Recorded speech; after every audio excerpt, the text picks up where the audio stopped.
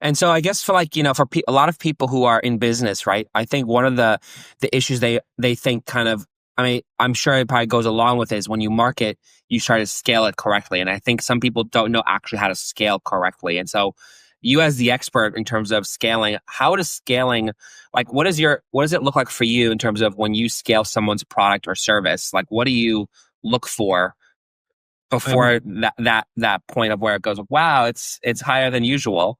What does the process look like in terms of that I love that question. right now? Let me tell you. Yeah, it's really interesting question. I love that, and let me tell you why. What most people do, first, let's explain what most people do when it comes to scaling. What most people do when it comes to scaling is they want to focus basically on three things, which is the utmost idiot things you need to focus on. Number one, they want to focus on ROAS.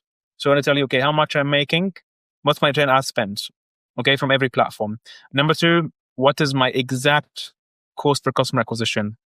Okay, that's the second thing. Third thing, I want to find winning content as soon as possible. That's exactly what new brands do. Let me tell you what mature, profitable brands that we work with.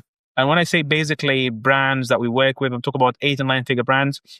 I'm talking about CVS. I'm talking about Boost. I'm talking about Symbiotica. I am talking about Organifi. I'm talking about Live Good. I'm talking about Huel, the supplement. I'm talking about big brands that we work with, not just basically someone who just born yesterday. So these brands, when they scale, they play differently. So number one, they say, okay, let's tolerate higher CAC. That's what they focus on. Okay, they say, let's tolerate. We understand that our customer acquisition now is a bit high, and let's tolerate that. And let's ask the right questions. Can we afford to tolerate higher CAC? How long can we extend CAC payback window? Meaning, if it costs you, let's say, $20 to acquire a customer, it costs you $20, and this 20 is going up and up and up, from 20 to 30 to 50 to 60. You should not right away turn off the campaign, because you need to understand what is your customer lifetime value. And that's the second thing that will help you determine if the campaign that you're running and if you're scaling in the right way or not.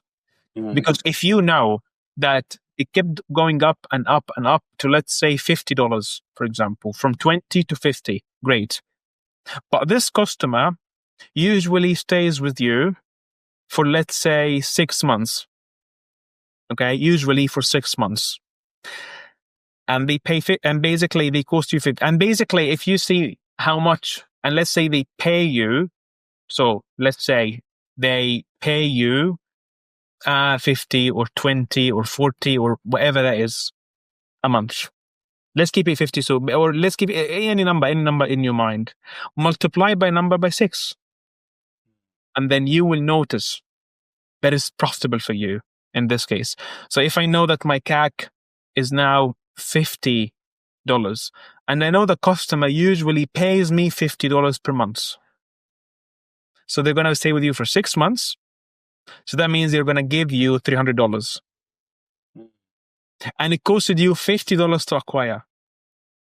So it went from 20 to 50 tolerated, Right. because you're still profitable. 200 tolerated, because you're still profitable. That's one of the things to consider as we scale. The second thing is very obvious, which is you need to know at what point you break even. So maybe the first, usually in the e-commerce industry, almost always, the first sale is loss. They never make money from the first sale. Second, they break even. Third, they start making profit. So when you consider all of that into mind and you start scaling, you scale quantity, not quality. Again, quantity, not quality. You never scale quality. No. It's like a lottery. Think of it like lottery. Okay. If you want to win the lottery game, you just don't go and get one ticket and then you pray that you will win. No, you try to buy as many tickets as possible, because the more you buy, the higher probability you will win the game. Same with scaling.